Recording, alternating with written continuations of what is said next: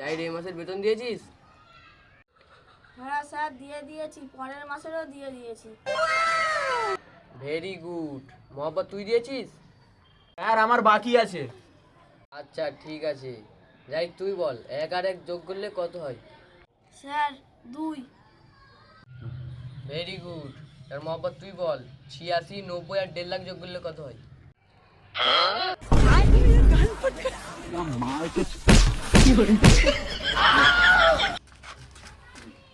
আচ্ছা যাই তুই বল ক্যাট বানান বল।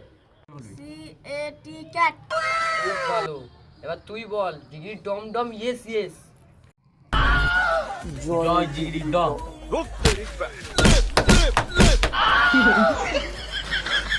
আচ্ছা তুমি বলো শাহরুখ খানের মেয়ের নাম কি? সোনা খান।